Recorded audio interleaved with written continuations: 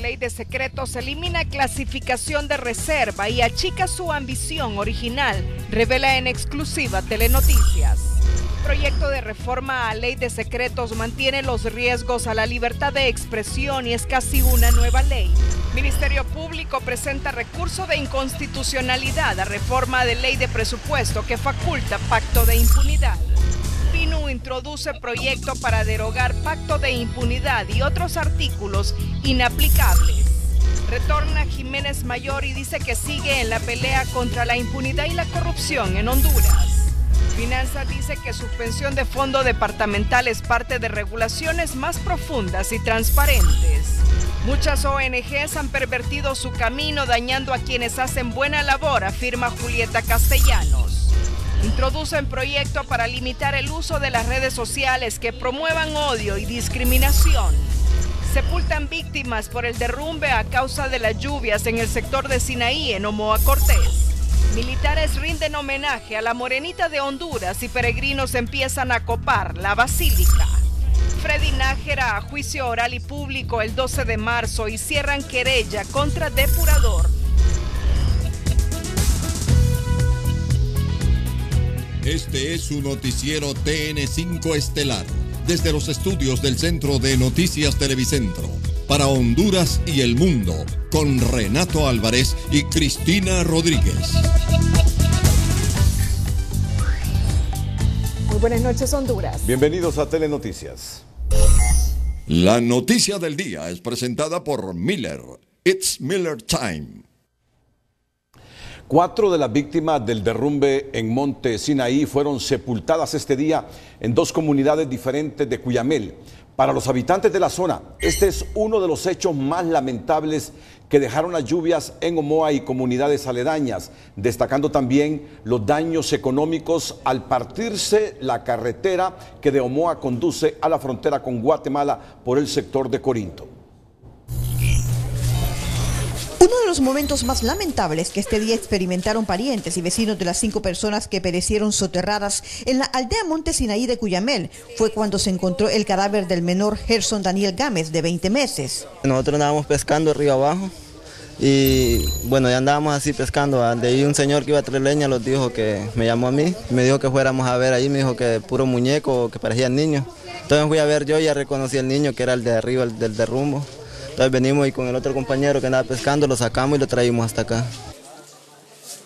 Su cuerpo fue trasladado a un centro de salud de la comunidad ante el lamento de sus seres queridos más cercanos, como su madre, una joven de 17 años que sobrevivió al derrumbe, contrario a lo que pasó con su pequeño hijo y su compañero de hogar Daniel Gámez, a quien sepultaron una hora antes del hallazgo del niño. Una situación que sin duda afectó a la joven, quien de emergencia fue trasladada a un hospital, ya que impactó en su embarazo de 2 meses y lo perdió. Aún se encuentra desaparecida una integrante más de esta familia. Lamento el caso, pero no hayamos qué hacer. Solamente Dios es el único.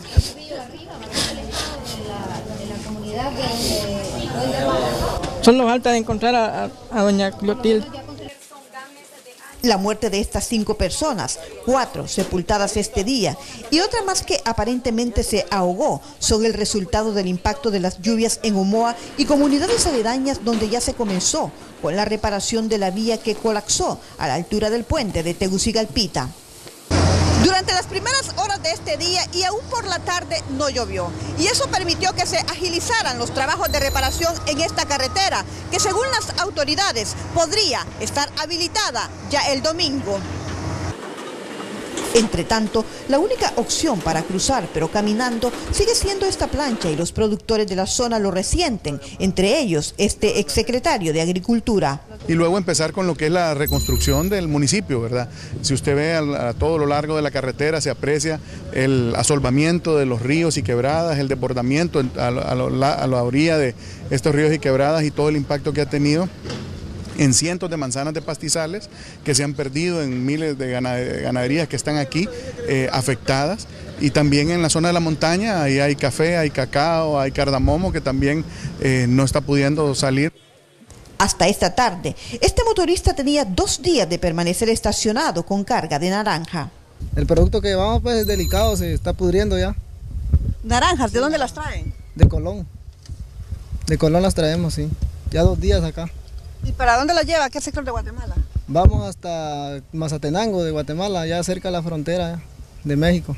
Pero ya hablamos con el importador y se va a ir por agua caliente y se le va a dar total facilidad al proceso para que no vaya a correr riesgo el producto.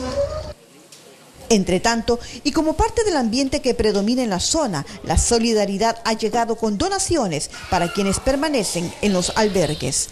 Zulma Tomás, Telenoticias. La noticia del día fue presentada por Miller. It's Miller Time. Las inundaciones en el municipio de Omoa dejaron pérdidas en cultivos de cacao, café y pastizales aún no cuantificadas, reportaron este día las autoridades de la Secretaría de Agricultura y Ganadería. En Omoa fueron más daños estructurales y como le digo, para ganaderos de manera parcial pastizales y estos cultivos de cacao y café que vamos a ver cuánto es el daño para poderlos apoyar. En relación a otros cultivos como granos básicos, Paz agregó que la mayor parte de postrera tardía ya había sido cosechada, lo que reduce el impacto de daños de cultivos agrícolas en el municipio de Omoa, Cortés. El Congreso Nacional aprobó una moción para integrar una comisión especial de diputados con la intención de ayudar a las personas afectadas por las lluvias en el norte. En el que estamos solicitando que se atienda inmediatamente la situación que está pasando en el departamento de Cortés, especialmente en 3 municipios. En el primero, el municipio de Omoa, que está incomunicado y que el alcalde nos ha pedido ayuda porque están incomunicados. En el segundo, municipio de Potrerillos, hay partes inundadas de Potrerillos y en algunos lugares albergues. De tal manera que nosotros actuemos rápidamente y no esperemos que pasen más tragedias. La moción recibió el apoyo de los diputados de todas las bancadas representadas en la Cámara Legislativa. La ayuda inmediata sería la entrega de alimentos, vestuario y la reparación de carreteras afectadas. En caminos de herradura se han convertido las calles de las zonas productoras de café en el municipio de Gualaco, en Olancho. El mal estado de las vías de comunicación hace que los vehículos se queden varados por los agujeros y promontorios de lodo por doquier. Las vías de acceso a las zonas cafetaleras del municipio de Gualaco hoy están convertidas en camino de herradura. Y la preocupación de los productores es porque no hay por dónde sacar la cosecha. En la zona que le estoy hablando de Plan Bonito, toda esta zona acá es una zona muy productiva, bastante. Yo soy nuevo estar acá en esta zona, yo soy nuevo y muy bonito aquí, pero sí, esa gente está preocupante porque en el lomo están sacando, el lomo de ellos. Ahorita se le está pagando a gente que nos traiga el café al lomo propio, pues, humano, pues, para, o sea, bestias, carecemos de bestias por la cuestión de que aquí no se habían usado así bestias mulares para jalar el café y entonces estamos prácticamente con personas, se les paga un porcentaje por galón y ellos nos traen a la parte accesible donde está el café. Un grupo de productores de la zona se reunió con el alcalde del término municipal para buscarle una salida a la problemática. Y la forma como ellos están batallando con su producción, ¿verdad?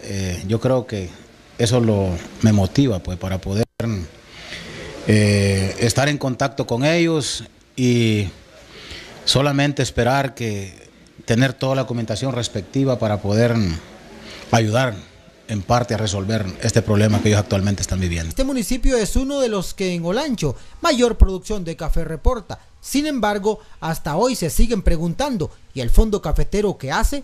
Pero aún no tienen respuesta. Jorge Sevilla, Telenoticias.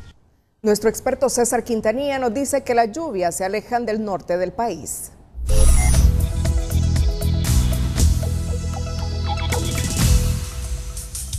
Como reza el dicho, después de la tempestad viene la calma, pues eso está sucediendo meteorológicamente en ese momento. Después del castigo que dejó un frente frío sobre la costa norte de nuestro país, la condición meteorológica se está reponiendo de forma gradual. Para esta próxima jornada, pues cerramos la semana ya con menos humedad en el litoral caribe hondureño. No se descartan chubascos en algunos puntos, pero la tendencia es a estabilizarse, incluso las temperaturas a elevarse. Así que vamos a repasar, de hecho, las temperaturas. Aquí en el centro, por ejemplo, vamos a amanecer con 16, pero a esperar una máxima de 28 y el porcentaje de humedad va hacia la baja. En el norte sucede lo mismo, del 100% de humedad bajamos al 85% y las temperaturas máximas ya alcanzan los 29, amaneciendo con 18, entre 24 y 35 en el sur del país. El occidente, que va a amanecer siempre fresco con 13, 14 grados, a esperar máximas de 25, el porcentaje de humedad bajo. La región oriental, aquí sí el acumulado de humedad es fuerte, hasta 90%, y las temperaturas se mantienen entre 18 y 28, la máxima sobre zonas de Olancho.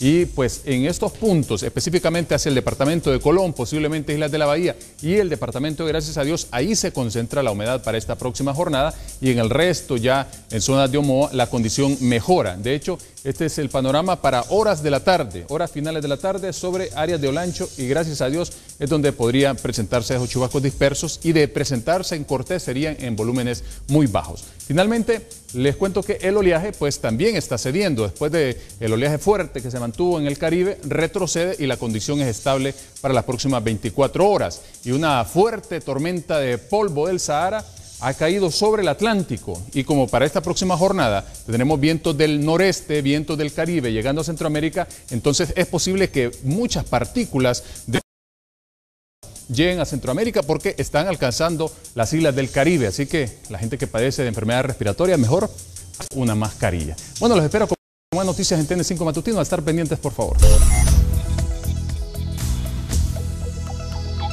Más de 500,000 hondureños serán beneficiados con proyectos de agua, saneamiento en los departamentos de Copán, Cortés, Colón, Comayagua, Santa Bárbara, Intibucá y Francisco Morazán, mediante una inversión de 265 millones de lempiras provenientes de 2 líneas de crédito del Banco Centroamericano de Integración Económica, los cuales serán ejecutados en un periodo de 2 años por el IDECOAS. También estaremos invirtiendo en varios municipios en el área rural, ¿verdad?, a nivel nacional, que ya los tenemos más o menos, ya tenemos lista lo que ya los diseños finales para poder iniciar. Solo estamos esperando que la Secretaría de Finanzas envíe una nota al Banco Centroamericano para que ya el Banco Centroamericano apruebe el nuevo cambio de organismo ejecutor que va a ser el IDECOAS. Según las autoridades de IDECOAS, en el periodo 2014 y 2017 se benefició a 394,000 hondureños mediante la construcción de proyectos de agua y saneamiento a través de una inversión de 825 millones de lempiras provenientes de varias fuentes de financiamiento. En primicia informativa de Telenoticias, conozca esta noche en qué consisten las reformas a la Ley de Secretos que envió el Ejecutivo al Congreso Nacional. Antes le informamos que los peregrinos comienzan a llegar a la aldea de Suyapa para rendir homenaje a la Morenita este sábado, y en sus testimonios algunos destacan lo que llaman milagros de fe, al asegurar que tras estar 15 días en coma, lograron salvar sus vidas gracias a los ruegos hechos a la Virgen, y por ello vienen a agradecer, mientras otros llegan cargados de esperanzas y piden a la Virgen sus nuevos deseos. La noticia positiva es presentada por Agua Azul. Todo bien, todo azul. Elaborando un humilde lugar donde pasar la noche a la sombra de un pequeño árbol, encontramos a don Eliseo García. Llegó apenas esta tarde desde la Libertad Comayagua hasta la Basílica de Suyapa, como promesa a la Virgen, según él, por rescatarlo de la muerte tras padecer de alcoholismo. Que hice una promesa que estuve 15 días muerto y de allí volví al mundo otra vez, entonces por eso es el propósito, hasta que yo pueda caminar voy a estar viniendo. Un milagro efectivo, porque yo no conocía gente, ya le digo. Esta familia de 10 integrantes viajó desde la laguna de Chiliga Toro en Intibucá para cumplir su promesa. Llegaron de rodillas y ofrecieron una ofrenda en agradecimiento por salvar la vida de su pequeño de apenas 2 años de edad. La Virgen ha intercedido por nuestro niño que estuvo en el hospital 40 días y ella intercedió, y al final pues aquí le estamos agradeciendo con un pequeño gesto, pero la verdad con humildad y sencillez, que el mismo Dios nos inspira a través del Espíritu ser agradecido. Lo que prometimos en un año es visitarla siempre aquí donde ella está. Pero no solo están los que vienen a dar gracias, también hay quienes vienen llenos de fe a pedir un milagro. Los rezos y plegarias de doña Juana son para que Suyapita, como le llama a la Virgen, haga caminar a su pequeño de 9 años que padece de retos especiales. Eso, que a ver, que me lo haga caminar, ¿Y el próximo año usted qué espera entonces? Que mi niño ya esté de pie, que camine, para traerlo aquí.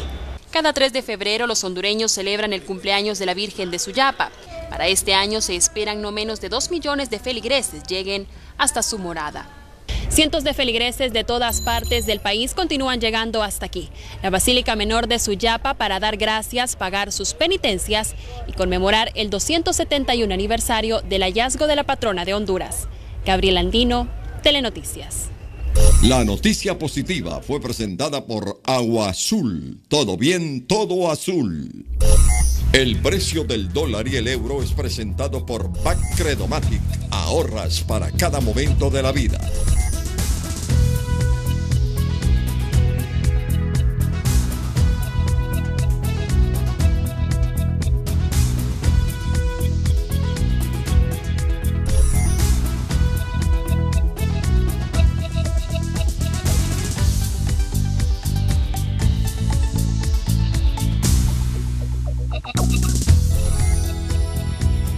El precio del dólar y el euro fue presentado por Backcredomatic.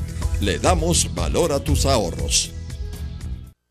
El portavoz de la Misión de Apoyo contra la Corrupción y la Impunidad en Honduras, Juan Jiménez Mayor, posteó en su cuenta de Twitter que ya se encuentra en Tegucigalpa, luego de intensas jornadas en el Congreso de Estados Unidos y en el Senado. En su mensaje, Jiménez Mayor reafirmó su compromiso al frente de la MAXI junto al equipo profesional internacional y el Ministerio Público. Al final dijo, seguimos peleando juntos. En la foto, el portavoz de la MAXI posa junto a la congresista demócrata por el estado de California, Norma Torres, quien el año pasado presentó una enmienda para proteger la ayuda de los Estados Unidos para la CICIG y la MAXI, y es una de las senadoras más influyentes del momento en Estados Unidos. La iniciativa de reformas a la polémica ley de secretos que recientemente envió al Poder Ejecutivo, el Poder Ejecutivo al Congreso Nacional, prácticamente crea una nueva ley al modificar 15 de los 17 artículos que contiene esta norma jurídica. La ley elimina los últimos 3 artículos y en el artículo número 4, la propuesta del Poder Ejecutivo da una nueva redacción y adiciona 4 incisos en los cuales explican con claridad qué se entiende por información clasificada en materia militar, seguridad interior, inteligencia y relaciones internacionales. El espíritu de la iniciativa se orienta a limitar la clasificación de la ley a los temas estrictamente de defensa y seguridad, terminando así con la protección a 17 instituciones del gobierno central y descentralizadas que fueron reservadas como secretas en una resolución del Consejo Nacional de Defensa y Seguridad. De aprobarse las reformas propuestas, sería prácticamente una nueva ley de secretos. Sectores de la sociedad civil ligados a los temas de transparencia y acceso a la información pública señalan que las reformas a la ley de secretos prácticamente es otra ley que contiene avances sustanciales, pues elimina las figuras de clasificación confidencial, secreta y ultrasecreta y deja la reserva en 10 años y no en 5, 15 y 25 como lo contempla actualmente la ley, pero advierten que persisten aún en la reforma mecanismos que imponen censura a la libertad de expresión y amerita aterrizar mejor qué se entiende por defensa y por seguridad. Luego de conocer el texto de las reformas a la ley para la clasificación de documentos públicos, muchos sectores de la sociedad civil ven con buenos ojos la iniciativa que deja claro qué información se clasifica o reserva. La clasificación, me parece de que ahí ya hacen un desglose de cuáles son los criterios por los cuales se va a clasificar la información y se va a declarar reservada. Eso es algo muy importante, que la anterior versión no la tiene y que ha sido también objeto de mucha discusión. La polémica ley de secretos que se aprobó a inicios del gobierno anterior tiene 17 artículos, pero la reforma habla de 20 artículos, o sea que se adicionan 3 más. Se define claramente qué información, ¿verdad?, va a ser reservada y como indicábamos también ayer, se compagina en esta reforma a los años de clasificación, que antes se extendía hasta 25 años, hoy está conforme a lo que establece la Ley de Acceso a la Información, que son 10 años. Aunque la iniciativa es saludable para la transparencia del país, persisten algunos elementos que generan dudas, sobre todo en el inciso E del artículo 8 de la propuesta de reforma, donde se limita la libertad de expresión al condicionar la publicación de una información que el Consejo Nacional de Defensa y Seguridad considere clasificada. Si la ley no define claramente qué es seguridad nacional, qué es defensa, va a quedar muy ambigua todavía. En el mismo artículo 8, en el inciso D, la propuesta de ley obliga a las personas a mantener el secreto de alguna información clasificada y a entregar la misma a la autoridad civil, policial o militar más cercana. Amanda Madrid, de la Sociedad Civil, sugiere a los diputados del Congreso Nacional definir con claridad qué se entiende por información reservada, ligada a la defensa o a la seguridad del Estado. Hay mecanismos específicos para eso y esos mecanismos deben respetarse, pero no es que todo lo que yo haga o todo lo que el gobierno haga tiene que ser secreto, todo lo contrario. Nosotros sabemos que la injusticia y la corrupción trae pobreza. Más allá del intento presidencial de iluminar los oscuros pasillos de la ley de secretos, de pasar el tiempo de reserva de 25 a 10 años, la propuesta de reforma elimina la clasificación de información secreta, confidencial y hasta ultrasecreta. En resumen, se crea una nueva ley que fácilmente puede ser mejorada en el Congreso Nacional. Para los que en su momento fustigaron con sobrados argumentos la ley de transparencia, esta iniciativa que hoy llega al Congreso Nacional de parte del Poder Ejecutivo es bastante saludable, dicen, para la transparencia y la lucha contra la corrupción en el país. Ulises Aguirre, Telenoticias.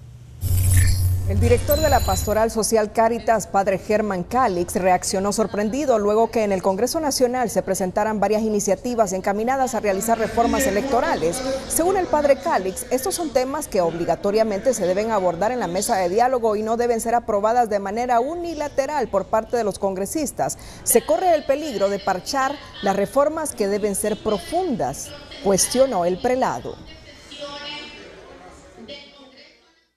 Caemos en el peligro de que podamos parchar las reformas que deben ser profundas y creemos que lo que el país está pidiendo es una reforma total del sistema electoral de tal manera que dé la garantía suficiente para crear confianza en la institución y sobre todo seguridad de que las leyes van a ser las más adecuadas. Creo que estas reformas tendrán que ser unilaterales, sino que tienen que tomar en cuenta no solamente los actores políticos, sino que ya son reformas que están tocando a toda la nación, ¿no? Calix también recordó que las reformas deben ser propuestas en primera instancia por los partidos de oposición que desde antes de las elecciones las están solicitando.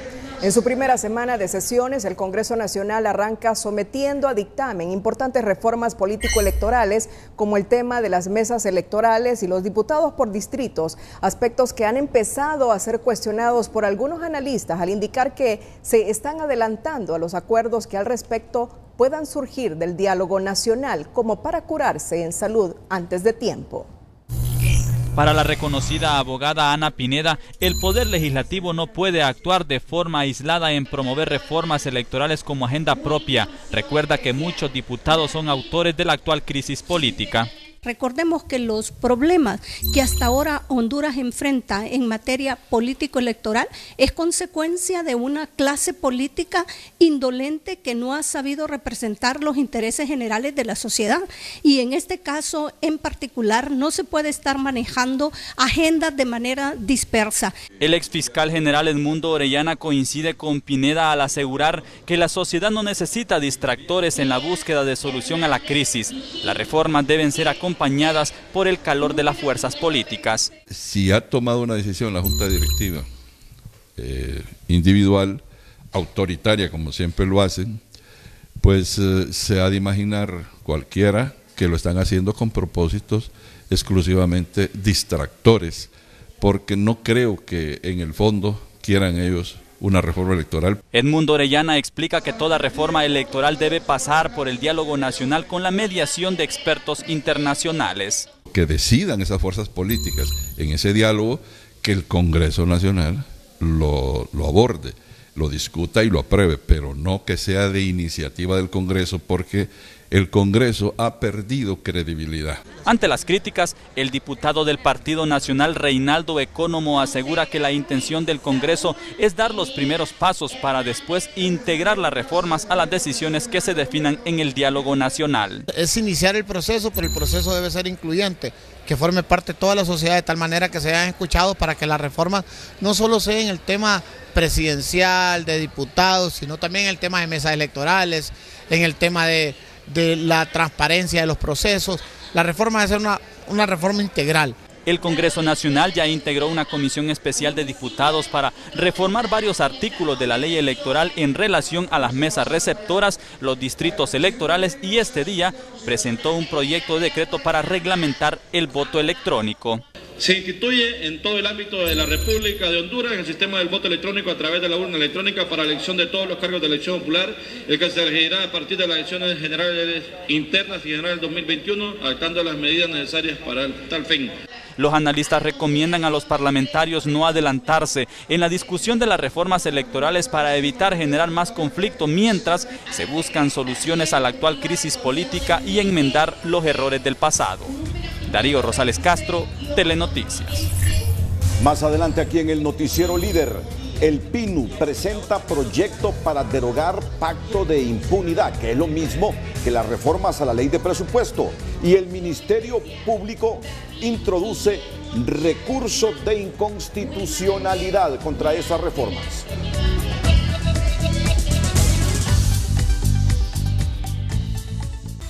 Dos muertes violentas en residencial Los Cedros de San Pedro Sula. Precisamente la información la tenemos en directo con Meilin Coto.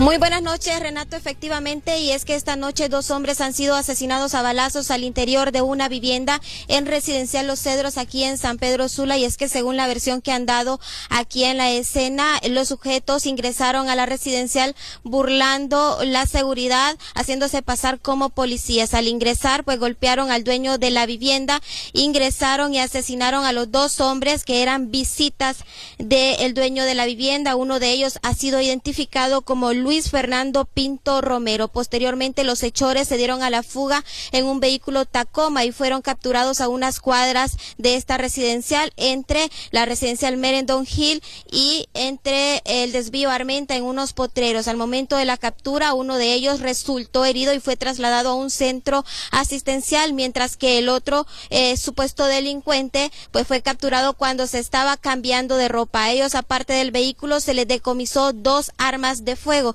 Y en estos momentos vamos a mostrar cuando ya Inspecciones Oculares también está inspeccionando el vehículo de una de las víctimas, que quedó estacionado a unos metros de la vivienda donde fueron asesinados esta noche.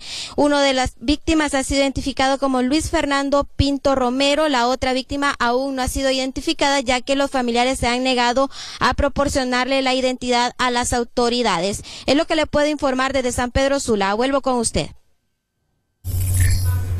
Gracias, Meilin Coto. En otra información, la bancada del PINU presentó un proyecto de decreto para derogar las reformas hechas a la ley de presupuesto, conocido como Pacto de Impunidad, así como la derogación del segundo párrafo del artículo 123, que habla de la absolución de responsabilidad en el caso de las indemnizaciones y cesantías a los funcionarios públicos y empleados, así como otros artículos relacionados con la liquidación de fondos destinados a la ejecución de proyectos y ayudas sociales, uno vinculado con operaciones de crédito público, así como la derogación de la fe de ratas.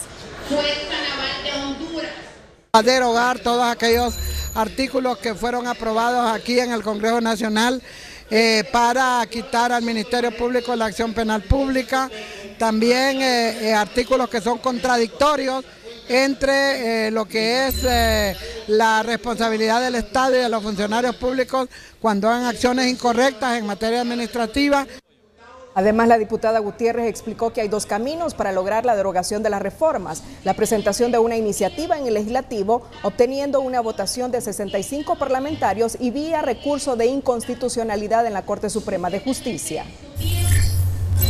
El Ministerio Público interpuso recurso de inconstitucionalidad a favor del Estado de Honduras contra la reforma a la Ley General del Presupuesto aprobada por el Congreso Nacional el miércoles 18 de enero pasado, acción cuestionada por tratarse de una negociación encaminada a favorecer a la denominada red de diputados. Contraviene lo que son la división de funciones básicas del Estado, pues está otorgando facultades administrativas de recursos públicos en lo que son la ejecución de proyectos comunitarios o sociales al Poder Legislativo, pero ya está establecido que esto le corresponde específicamente al Poder Ejecutivo. La reforma a la ley del presupuesto también fue objetada vía recurso de inconstitucionalidad por el Consejo Nacional Anticorrupción CNA, por lo que ambos recursos podrían ser acumulados para producir una sola sentencia en razón de que ambos están dirigidos hacia un mismo objetivo. Impunidad, corrupción e instituciones débiles son la trilogía perfecta que impide que la inversión llegue a Honduras como todos esperan, dicen analistas, al indicar que ha llegado el momento de sacudirse esos karmas y que uno de los actores claves para devolver la credibilidad y confianza en el país es el Congreso Nacional, que debe empezar a legislar porque se respete el Estado de Derecho y porque los beneficios lleguen a los pobres y no se queden solo en grandes élites de poder. Economía Hoy es presentada por la Curazao para vivir mejor. La impunidad combinada con la corrupción y el manoseo de la institucionalidad son los mayores problemas que enfrenta el país desde hace décadas y es lo que aleja la inversión y agudiza la pobreza en Honduras, señala este analista. Y cuando ven a un país donde lo que prevalece es la corrupción y la impunidad en los tres poderes del Estado, la inversión no viene a esa nación. Y eso es lo que nos está ocurriendo a Honduras. Los números nos lo dicen durante los últimos 20 años. Además dijo que los diputados no han legislado para atraer inversión, sino para obtener beneficios y ayudar a pequeños grupos en perjuicio de las mayorías. Por eso salen reprobados en una evaluación. Los parlamentarios señalan que tienen que recuperar la credibilidad perdida. La credibilidad del Congreso, eso tenemos que ganarla y tenemos que hacer cambios, tenemos que demostrarlo con hechos. El Congreso legisla no para atraer inversión, sino para crear leyes con incentivos perversos que distorsionan las posibilidades de atraer esa inversión. Otros analistas sostienen que las exoneraciones han beneficiado a pequeños grupos sin generar una cantidad aceptable de plazas de trabajo, provocando competencia desleal y eso evita mayor inversión. Si yo tengo una competencia desleal con otros empresarios y que esos empresarios estén realmente respaldados por una clase política, muy difícilmente también vamos a ser atractivos para nuevas inversiones. Al generarse mayor seguridad, así como respeto a la ley y a la institucionalidad, permitirá que haya mayor inversión y empleo en el país, señalan los expertos. Pero a criterio de las autoridades, en esto se está trabajando y hoy por hoy Honduras tiene más oportunidades de inversión que en años y gobiernos anteriores. Miembros del gobierno aceptan que en el país se han registrado hechos políticos que han puesto en precario la inversión, pero deben reconocer que están trabajando para revertirlo. Lo que toca es retomar todas las iniciativas que ya se habían planteado y poder darle seguimiento a los logros que ya se habían obtenido. La inversión va a venir al país siempre y cuando haya estabilidad a nivel político y haya reglas claras para la inversión. Lo importante es mandarle un mensaje al pueblo hondureño, estamos trabajando para generar ese empleo que tanto se necesita. Necesitamos dinamizar la economía del país. No podemos estar pensando en negativo, tenemos que pensar en positivo. La sociedad civil reclama orden y respeto a la ley para crear las condiciones que permitan el desarrollo del país, incrementando la inversión que en el 2017 fue de 1.100 millones de dólares. Nelson Lanza, Telenoticias. Economía Hoy fue presentado por la Curazao para vivir mejor. Oficialmente, Elvin Santos se convierte en el jefe de bancada de los liberales. Jorge Cálix lo es en Libre. Más adelante los detalles.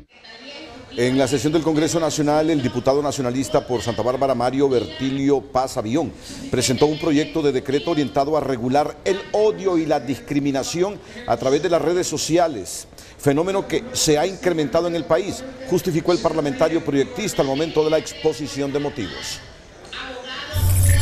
4 partidos políticos notificaron a la Secretaría del Congreso Nacional quiénes serán sus jefes de bancada. El Partido Libertad y Refundación nombró al diputado Jorge Calix. En la bancada del Partido Innovación y Unidad Social Demócrata Pino será Doris Gutiérrez. En el Partido Nacional se eligió a Mario Pérez, mientras que en el Partido Liberal se notificó a Elvin Santos. Como jefe de bancada a Elvin Ernesto Santos Ordóñez, su jefe de bancada 1, Carlos Lara Watson, su jefe de bancada 2, Gloria Bonilla, su jefe de bancada 3, Luis Enrique Fuentes, su jefe de bancada 4, Juan Carlos Elvir. El nombramiento de los jefes y demás cargos en la bancada de los partidos es en cumplimiento a los artículos 28 y 29 de la Ley Orgánica del Poder Legislativo. El presidente Juan Orlando Hernández confesó hoy, al término de la misa en honor a la Virgen de Suyapa, los motivos que llevaron al exministro de Seguridad y diputado actual Óscar Álvarez a renunciar a su cargo en el Congreso. Bueno, él me comunicó que tomó esa decisión porque quiere trabajar en el exterior y para poder trabajar necesita no tener una vinculación como servidor público en Honduras. Es parte de las leyes que le obligan a tener esa nueva condición. Óscar Álvarez corrió por la diputación en el reciente proceso electoral, ganó sin ninguna dificultad y este miércoles, en la reanudación de las sesiones del Congreso, anunció su renuncia mediante una carta leída por el secretario del Congreso, Tomás Zambrano, aduciendo razones personales. La Junta de Convocantes confía que la próxima semana Naciones Unidas confirme la llegada de la misión exploratoria, pues aún no han tenido respuesta. Y hay quienes dicen que es normal que este organismo tome sus precauciones para hacer llegar interlocutores válidos y evitar una mala lectura de la situación del país. Mientras que la llamada Plataforma Civil para el Diálogo sigue su estrategia de acercamiento y asentó por separado a los principales protagonistas del conflicto, como Salvador Narrala, Juan Orlando Hernández y Luis Zelaya. En esta semana, la Junta de Convocantes esperaba la llegada de la misión exploratoria que enviaría a las Naciones Unidas para comenzar el trabajo previo a la instalación del diálogo nacional y social. Sin embargo, la ONU no ha oficializado su nombramiento y la Junta sigue en espera de una respuesta, informó hoy su coordinador, padre Germán Calix. Ignoramos realmente las razones por las cuales la ONU se ha tardado tanto. Me imagino que están tratando de estudiar mejor la situación, tener un mejor panorama. Y el padre Germán Calix no está fuera de la realidad al afirmar que seguramente la ONU estudia bien la situación del país antes de enviar a la misión y desde luego antes de enviar a un mediador del diálogo, opina la ex rectora de la UNA, Julieta Castellanos, quien además recuerda que ya hay antecedentes de facilitadores que por no analizar bien la situación fracasaron en su intento. Las expectativas que tiene la gente y lo que esperan de esta misión o de este negociador o de este mediador, porque digamos, sabemos que no va a ser fácil con el tema de la MASIC, lo vimos cuando vino el señor de Uruguay. Hubo un rechazo de unos sectores, alguien que no se quiso sentar con él. Mientras se está a la espera de la respuesta de la ONU, en el país, la Plataforma Ciudadana por Honduras, conformada por diferentes sectores de la sociedad civil, también hacen lo propio para acercar a las partes en conflicto y ya comenzó una serie de reuniones con los principales actores de la crisis política. Nos reunimos el día de ayer con Luis Zelaya del Partido Liberal y con Salvador Narrala de la Alianza de Oposición. Hoy al mediodía estuvimos reunidos con el presidente de la República, que fue el candidato del Partido Nacional, y en las 3 reuniones encontramos receptividad. Se ha mencionado como posibles mediadores del diálogo al expresidente de Panamá, Martín Torrijos, al expresidente de Guatemala, Vinicio Cerezo, y a la ex titular del Parlamento guatemalteco, Catalina Soberanis. Cualquiera de ellos será aceptado por las partes en conflicto, conoció Telenoticias. Diferentes instancias de sociedad civil se han reunido por su parte con los actores principales de la actual crisis política en el país y eso no se cuestiona. Aquí lo que se reconoce es que todas ellas buscan el mismo objetivo, acercar a las partes para entablar un diálogo integral. Raquel Lazo, Telenoticias. La exrectora de la UNAI y actual directora del IUTPAS, Julieta Castellanos, señaló hoy que el concepto de las organizaciones no gubernamentales se ha pervertido y se ha distorsionado al conocerse la actuación de algunas ONGs que se han prestado a ser utilizadas para actos que debilitan la confianza no solamente de las instituciones del Estado, sino también de la ciudadanía. Ha sido una perversión de lo que es una ONG, una distorsión bastante desafortunada, porque el concepto de ONG es otro, pero aquí se desvirtuó completamente el concepto y se ha deslegitimado inclusive esta misión que las ONGs tenían. Entonces, eso debe detenerse. Castellanos se pronunció en estos términos luego que Telenoticias Estelar difundiera en exclusiva cómo diputados del Congreso Nacional utilizan estas ONGs para gestionar fondos de manera express y cómo 4 de ellas en un periodo de 5 años canalizó más de 30 millones de lempiras sin pasar por un riguroso seguimiento de los proyectos sociales a ejecutar.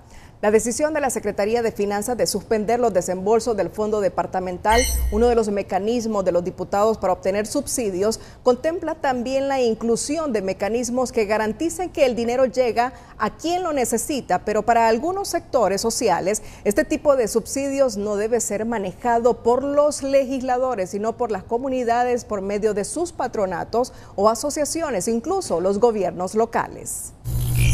Más allá de no procesar solicitudes en relación al fondo departamental hasta no tener los reglamentos y procedimientos de gestión y liquidación, esta representante de Democracia Sin Fronteras señala que lo mejor sería eliminar el fondo que permite la corrupción. En vista de tanto nicho de corrupción, pues la verdad es que lo más factible es que se quite precisamente ese Fondo de Desarrollo Departamental del Congreso Nacional, porque ahora no solamente es un nicho de corrupción, sino que también se utiliza como un tema electoral o un tema político. La secretaria de Finanzas, Rocío Tábora, no desconoce la realidad y bajo el nuevo contexto de revisión informó que se tienen varios escenarios en estudio, no solo en cuanto a mayor transparencia o rendición de cuentas, sino también que los fondos y obras tengan impacto directo en las personas y comunidades.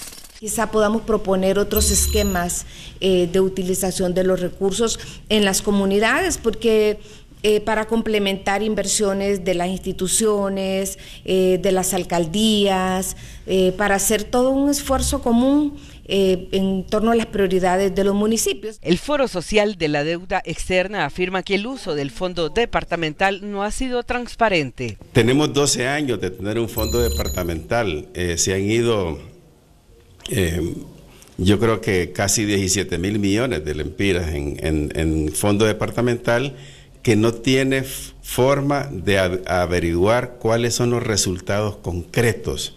En otras palabras, no es un fondo liquidable contra obras concretas que se hayan realizado. Ante la disposición presidencial, la secretaria de Finanzas espera que en el presente mes esté lista la nueva propuesta y los mecanismos para ejecutar el fondo departamental. Esperaría que lleguemos pues a consensos y a revisiones muy rápidas durante el mes de febrero, pero todo va a depender, ¿verdad?, de qué tan rápido avancemos en las conversaciones. Nosotros como Finanzas estamos preparando algunas propuestas para esto, para tenerlas listas y esperamos que no demore mucho. Según cifras, por el fondo departamental se erogaron 400 millones de lempiras al año.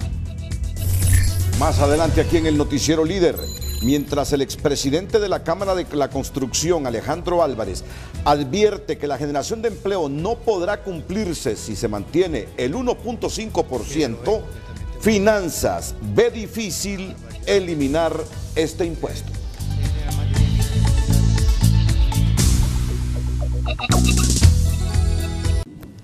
El expresidente de la Cámara de la Construcción estima que de no derogar el 1.5% del impuesto sobre la renta, difícilmente se va a cumplir con la meta de generación de empleo que tiene previsto el gobierno. Esa es una barbaridad.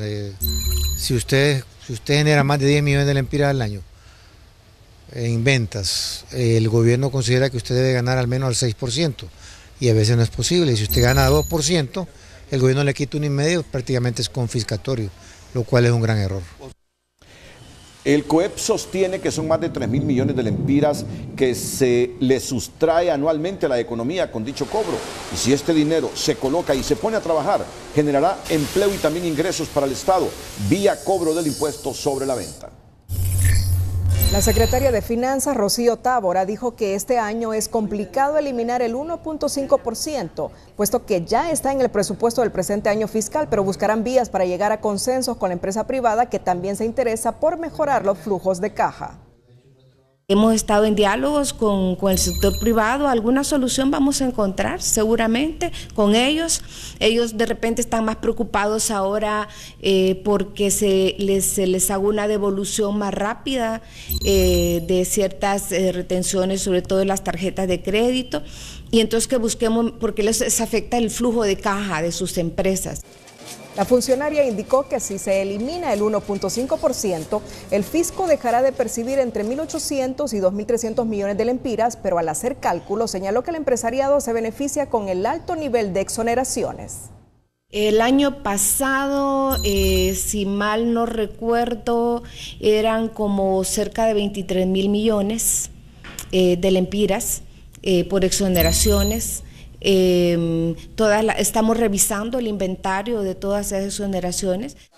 Tábora insistió en que se analizará todo en conjunto porque el fin último es el desarrollo, el crecimiento económico, la generación de empleo y la reducción de la pobreza, entre otros aspectos. Las nuevas autoridades educativas definen sus principales objetivos en el presente gobierno, que pasan por reducir la deserción escolar y la capacitación docente, entre otros desafíos que tienen como telón de fondo el hecho de que por cada 10 centros educativos, 7 están destruidos y no hay pupitres ni aulas, algo que según el presidente Hernández debe atacarse con todo en esta nueva gestión gubernamental.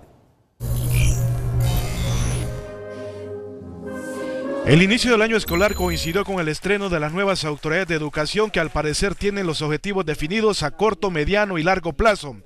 Reducir la deserción escolar, el porcentaje de exclusión en el tercer ciclo, capacitación de los docentes, mejorar el rendimiento de los alumnos para lograr calidad son algunos de los retos. De acuerdo a la Ley Fundamental de Educación, en el artículo 1 dice que el niño es el protagonista principal, actor principal del sistema. Así que niños, estamos nosotros para servirlos a ustedes. Ustedes son las personas más importantes y nos vamos a dedicar a ayudarles a que sean felices, a que sean mejores, a que sean muy capaces y a que triunfen en la vida y hagan de Honduras un mejor país que el que nosotros les vamos a heredar. El desafío no es fácil. Una radiografía de las organizaciones magisteriales revela: de cada 10 centros educativos, 7 están destruidos. Hay carencia de pupitres y aulas. 4.500 centros de enseñanza solo tienen un docente y 2.500 son bidocentes. Según este estudio, más de 500.000 niños están excluidos del sistema, la mayoría del tercer ciclo, y se requieren más de 18.000 docentes en todos los niveles del sistema para cubrir esas necesidades. Y nosotros debemos de dialogar, y Marcial Solís, si le apuesta el diálogo, le garantizo que va a tener éxito en el país. Y si este gobierno tiene éxito en materia educativa, va a tener éxito el país. El gobierno asegura que atacará de frente las debilidades del sistema educativo. El propio presidente Hernández presentó hoy el Plan Estratégico del Sector Educación 2018-2030, que contempla varias acciones para fortalecer el sistema educativo. 10.000 aulas tecnológicas de inicio, 34.000 computadoras, pero ya no podemos seguir llevando computadoras y que el maestro y el alumno no lo puedan usar y se quedan en una caja ahí. No, implica el contenido, pero implica la capacitación para sacarle el mayor provecho. Vamos a revolucionar el sistema educativo por medio de estas modernas plataformas tecnológicas. Lo que se busca es lograr un sistema educativo equitativo y de calidad. Bueno, de eso se trata, de llegar a todo nivel nacional, mayor cobertura, mayor participación de todos los niños, que ningún niño se quede por fuera. Al año 2030, Honduras pretende un sistema de educación inclusivo, eficaz y pertinente a las necesidades del país. Otra de las acciones que anuncian las nuevas autoridades de la Secretaría de Educación es la mejora de la infraestructura en la mayoría de centros educativos en todo el país. Mario Landa, Telenoticias. El obispo de la diócesis de Danlí, El Paraíso, José Canales, se presentó hoy ante el Ministerio Público para rendir su declaración en calidad de testigo en el caso del padre Germán Flores, acusado de violar a una joven quien antes de morir de cáncer lo delató. Atendiendo a una invitación del Ministerio Público para poder ir poco a poco esclareciendo el caso del padre Germán Flores, que es un sacerdote de mi diócesis. Entonces estamos colaborando como lo hemos hecho desde el primer momento. Porque eclesiásticamente yo soy el responsable del padre Germán. Eclesiásticamente yo soy su superior y por eso el Ministerio Público me ha citado. Sí. ¿Y el padre Germán ya lo citaron y él por qué no ha venido? No sé, ignoro si ha sido el padre requerido. Yo lo ignoro, no sé los procedimientos que lleva el Ministerio Público, entonces por eso no puedo aseverar de que él ha sido citado. Sí. Lo que sí confirmó el obispo Canales es que el padre Germán Flores permanece en el país a la espera de que el Ministerio Público lo cite para brindar su declaración.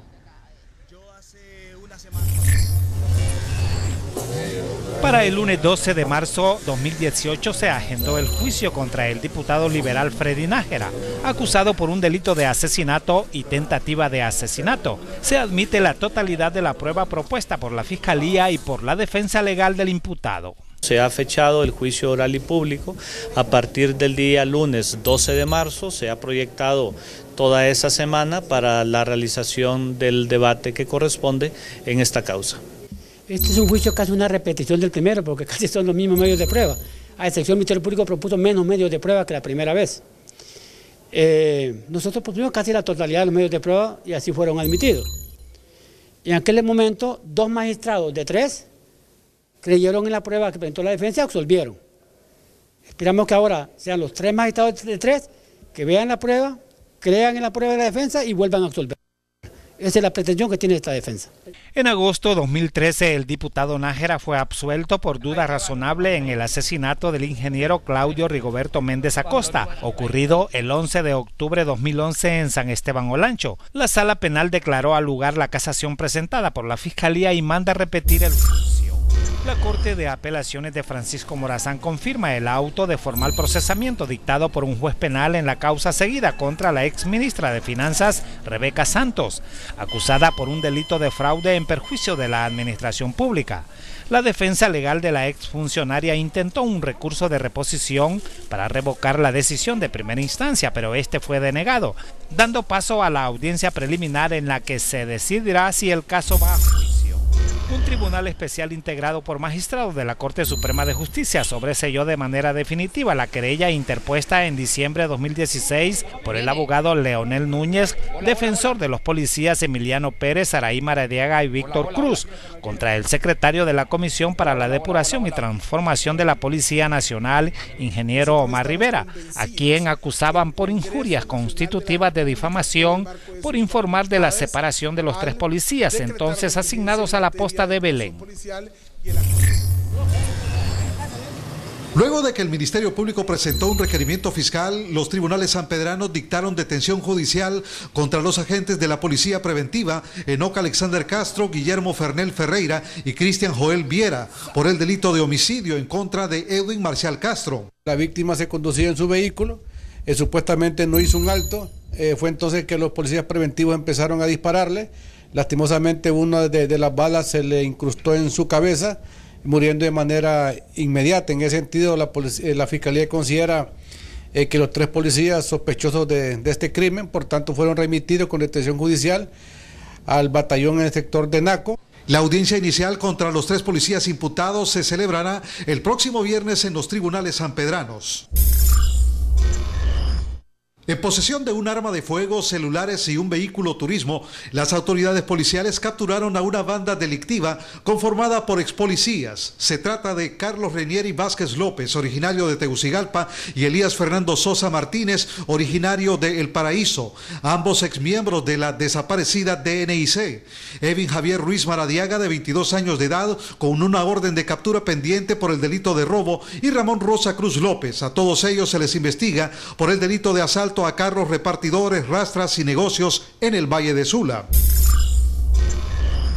Laudes José Cerrato Ramírez se entregó este día voluntariamente ante las autoridades policiales, confesando ser el autor del asesinato de Melvin Omar Alegría Rosa, un ejecutivo de ventas de una tienda de productos naturales que ayer en horas de la tarde fue asesinado a balazos en su propio centro de trabajo. Cerrato, según las autoridades, estaba enamorado de la hija de Alegría, quien se opuso a una posible relación entre los jóvenes, y en represalia ultimó al comerciante.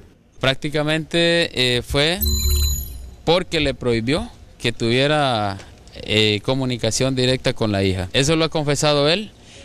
Ha confesado también, ¿verdad?, que esta persona, que ellos estaban realizando una orden de operación, y en la orden de operación el rol o el papel que él tenía que desempeñar era quitarle la vida al ingeniero, que se constató el nombre al momento de perder la vida, Melvin Omar Alegría Rosa, de 54 años de edad. Cerrato Ramírez fue remitido al Ministerio Público para su proceso legal y determinar asimismo su estado mental y emocional. Los deportes son presentados por Tigo Me Llega. Bienvenidos a la actividad deportiva. Continuaron las acciones de la cuarta fecha del campeonato hondureño de la primera división. En Tocoa, la Real Sociedad desperdició su condición de local y terminó empatando con los Lobos de la UPN, que se pusieron a ganar con este tanto de Ronald Montoya a los 5 minutos. Sin embargo, los de casa lograron el tanto del empate a través de Roberto Riascos a los 65 minutos para dejar así las cosas 1-1 en la pizarra. Los deportes fueron presentados por Tigo Me Llega. El hecho, la frase y la imagen del día con Telma Mejía.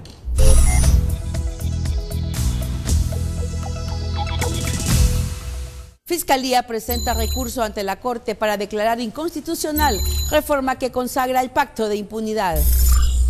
Escuche por qué el concepto de las ONG se ha pervertido. Ha sido una perversión de lo que es una ONG, una distorsión bastante desafortunada, porque el concepto de ONG es otro. En caminos de herradura se han convertido las zonas de acceso a los sitios productores de café en Gualaco, Olancho.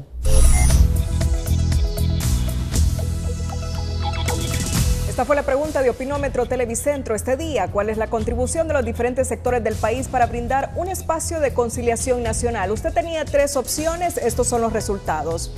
Mucha, 44%, poca, 31%, nada, 25%. Llegamos al final de esta emisión noticiosa en minutos, la serie El Chema. Ante las 5 de TN5, buenas noches.